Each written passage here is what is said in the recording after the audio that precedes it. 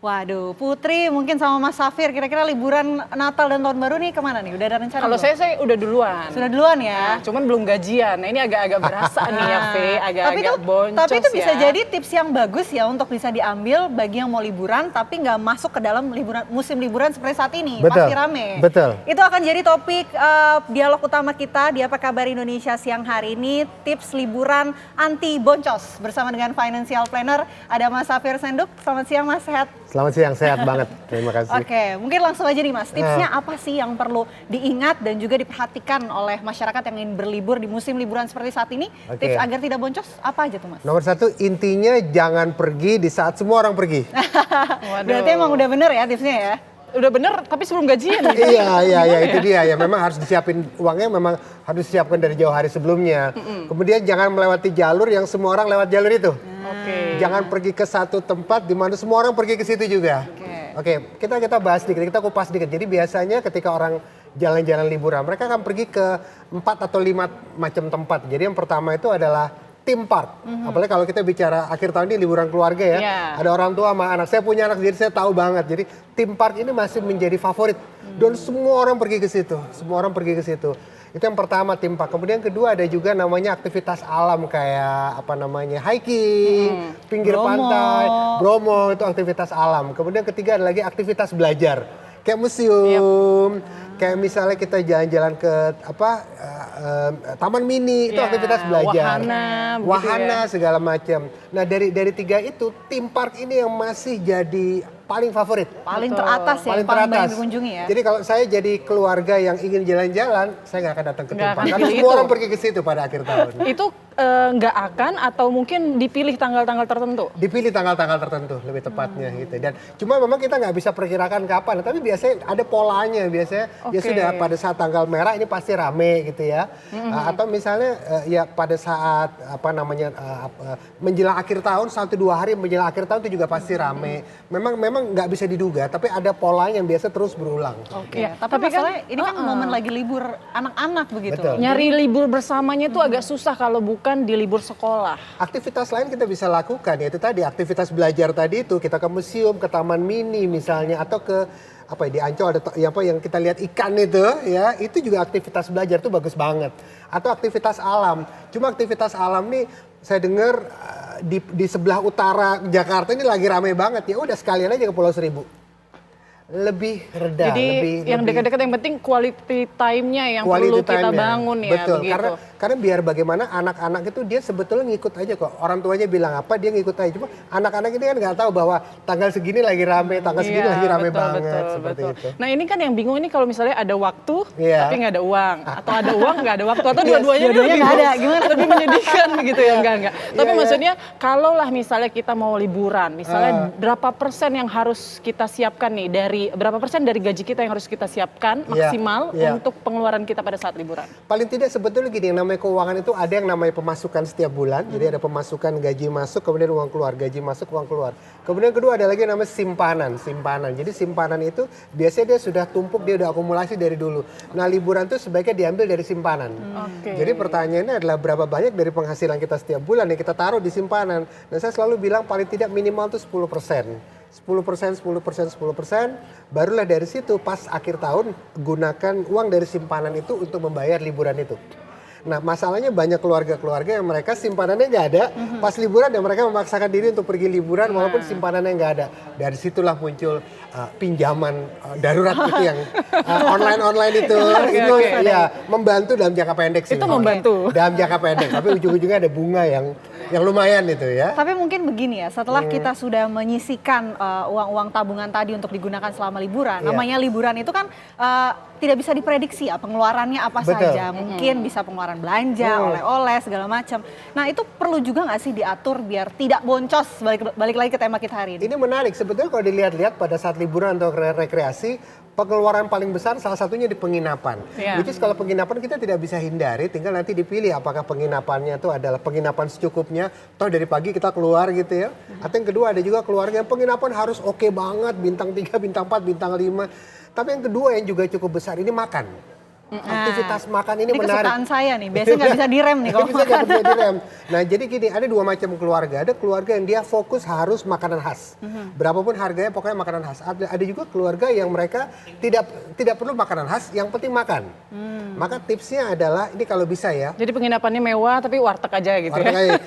Jadi tips dari saya adalah kalau buat mereka yang tidak perlu harus makanan khas, yang penting makan gitu ya. Maka tipsnya itu adalah jangan pergi ke sebuah tempat makan yang semua orang pergi ke situ. Kenapa? Karena semua orang pergi ke situ itu biasanya dia lebih mahal, ngantrinya lebih lama gitu ya.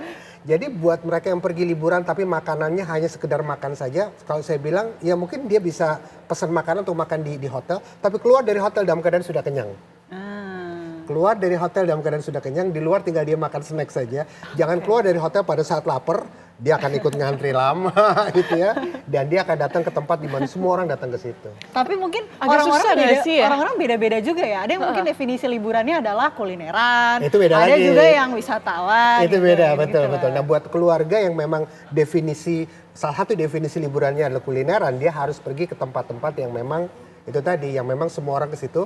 Cuma ada tipsnya, jangan pas jam makan siang banget. Oh kita harus tahan dulu kali Iya, ya. paling nggak jam 11-nya gitu ya, atau jam 2-nya. Memang diakalin, mungkin sarapannya mungkin tidak terlalu pagi sekali, ada yang jam 10 atau yang jam 11. Sehingga makan siang berikutnya pas jam makan siang tidak jam 12, tapi jam 2. Jadi memang dari segi harga tidak berubah, tapi dari segi waktu kita tidak perlu ngantri seperti mereka yang ngantri makan jam 12. Oke, karena memang sebenarnya tanggal-tanggal libur itu kan sudah terjadwal Yes, ya di betul. kalender kita. Harusnya kita tuh udah merencanakan dari jauh-jauh hari Iya, begitu ya Mas iya, Safir ya. betul. Untuk berapa persen setiap bulannya. Kira-kira nih baiknya nih berapa persen dari gaji kita nih setiap bulan yang harus kita sisihkan untuk kebutuhan liburan tadi. Saya selalu bilang 10% itu udah oke banget. 10% itu udah oke banget, itu pertama. Kemudian yang kedua juga mahal tidaknya liburan juga bergantung dari tujuannya, kota mana yang dituju. Kota mana yang dituju. Ingat biasanya ada kota-kota yang memang menjadi primadona di Indonesia di mana pada saat liburan itu dia jadi sangat-sangat mahal gitu ya. Nah saya selalu menghindar kalau misalnya akhir tahun saya tidak pergi ke tempat-tempat yang semua orang pergi ke situ gitu. Bali itu bagus banget, sangat-sangat bagus gitu ya. Tapi semua orang ke sana. Tapi semua orang ke sana. Karena semua orang ke sana bisa dibayangkan harganya itu luar biasa. Sesuaikan dengan dompet lah ya. Sesuaikan dengan dompet, kalaupun saya punya uangnya juga saya tidak akan pergi ke tempat di mana semua orang ke situ pada saat akhir tahun. Ada beberapa kota-kota yang bisa dipilih dan ingat dari situ kita bisa kasih tahu ke anak kita bahwa kita ke kota ini nggak apa-apa kok, tidak harus ke kota yang mainstream banget. Oke. Seperti itu. Sama seperti orang-orang yang mungkin anggarannya ini pas-pasan gitu. Yes. Itu sama berlaku seperti itu. Sama berlaku dan biasanya anggaran pas-pasan itu juga bisa jebol. Kenapa? Karena makan. Karena biasanya gini, orang tuanya maunya makan di tempat yang otentik, anaknya maunya makan di mall. Atau dengan brand-brand besar yang rasanya belum tentu enak, tapi dia datang ke situ kenapa? Karena ini brand besar, semua orang ke situ dan agak western dikit. Atau mungkin bawa bekal kali ya, tempe kering atau mungkin mie instan kali ya. Bisa Untuk juga. hemat Buat budget ganjel. pada saat liburan. Sekali lagi ini untuk keluarga yang mungkin fokusnya bukan di kulineran gitu, yang penting dia terisi. Tapi untuk keluarga seperti itu jangan sampai dia terjebak boncosnya justru dimakan, karena fokus dia kan justru di luar makan. Iya, ini Seperti niatnya itu. mau healing, pulang-pulang malah stres jadinya ya. Healing. Tapi kan sekarang ini lagi fenomenanya kan anak-anak tuh pengen main sosial media kan pengen Yes. pamer begitu ya, pengen Iya. pamer. Ini saya lagi di sini nih pemandangannya bagus Iya nih banget. gitu. Iya Nah, banget. itu gimana kalau misalnya kita nggak ke tempat tujuan yang memang didatangi orang banyak karena itu yang lagi viral misalnya. Iya, ini menarik. Kenapa? Karena kita harus bisa mengajarkan juga kepada sekitar kita bahwa sesuatu yang tidak viral pun juga bisa menjadi hal yang mungkin bisa dipamerkan secara positif. Tuh, kamu pergi ke kota itu kan semua orang pergi ke situ kan, saya dong pergi ke kota B ya. Kota B ini menarik, ini foto-fotonya menarik. Dari situ kita bisa ajarkan kepada lingkungan sekitar kita bahwa kota yang tidak viral tetap juga bisa menarik untuk dipamerkan secara positif bahwa saya pergi ke situ dan tidak semua orang pergi ke situ loh. Saya kasih contoh sederhana misalnya, tidak banyak orang yang melirik Blitar. Blitar itu bagus sekali. Di situ ada Museum Bung Karno, di situ ada Candi Panataran. Tapi semua orang pergi ke kota dekat situ yang jauh lebih mainstream. Saya ngerti dan memang bagus. Malang tuh bagus gitu ya. Tapi tidak banyak orang yang berpikir Blitar. Pertimbangkan Blitar daripada Malang yang jauh lebih mainstream. Seperti itu. Terutama kalau kita bicara akhir tahun yang ramai seperti ini. Oke, berarti artinya masyarakat jangan FOMO ya, ngikut-ngikutan yang rame kemana gitu Betul, kemana. betul. Begitupun apa yang dikeluarkan pada saat berlibur gitu. Betul. Jangan FOMO tiba-tiba mau beli ini, mau beli Betul. itu juga penting tuh, harus diatur, harus itu juga penting harus set diatur. sejak awal. Karena buat saya sendiri pribadi, saya lebih baik keluar uang berapapun, tapi yang penting saya bisa lihat candi, mungkin ada sesuatu untuk belajar di situ, dibanding saya pergi ke satu tempat yang semua orang pergi ke situ, dan mungkin tidak ada nilai belajar, dan mungkin tidak ada nilai historis yang bisa saya pelajari gitu ya. Tapi saya bersedia keluar uang berapapun untuk hal yang mungkin tidak FOMO dan makanan kuliner khas yang tidak semua orang ke situ. Daripada saya habiskan uang banyak untuk sesuatu yang lebih western, makanan western, mending saya keluarkan uang lebih banyak untuk makanan yang lebih tradisional. Seperti itu. Dan biasanya memang untungnya makanan tradisional harganya juga lebih murah sih. Kan di situ lebih terjangkau. Mas Safir, mungkin terakhir nih, menurut Mas Safir sendiri sebenarnya liburan itu keinginan atau kebutuhan sih? Kalau Mas Safir sendiri nih di akhir tahun kemana aja nih? Iya. Ini ada keluarganya, jangan-jangan habis ini liburan. Habis ini liburan nggak? Iya. Jadi gini, kalau buat saya gitu ya, liburan tuh tidak harus pergi ke kota lain. Banyak, kami sendiri kebetulan tinggal di pinggir kota Jakarta. Banyak kok Jakarta sendiri yang belum kita ubek-ubek gitu ya. Jadi nomor satu kalau saya ditanya liburan tuh kebutuhan atau keinginan, kalau buat saya udah kebutuhan. Tinggal nanti diatur timingnya, tanggalnya gitu ya. Dan tidak semua melulu harus nunggu pas musim liburan. Kadang-kadang kalau anak sekolah Senin sampai Jumat dan Sabtu dia libur, kalau dia di swasta misalnya, ya udah kadang jalannya Sabtu juga nggak apa-apa kok, nggak harus nunggu pada saat akhir tahun banget. Nah ini mungkin bisa disimak ya pemirsa TV One, hati-hati jangan sampai selesai libur Natal dan Tahun Baru. Boncos. Niatnya healing, jadinya stres karena duitnya habis. Besoknya kemudian ganjel obat-obatan lambung. Waduh, jangan dong, jangan sampai. Itu kayak Putri ya. Apa gitu? Jangan curhat ya, Be. Oke, terima kasih banyak Mas Safir Senduk atas Terima kasih. pencerahan tips-tipsnya ya. Terima kasih Mas, selamat siang.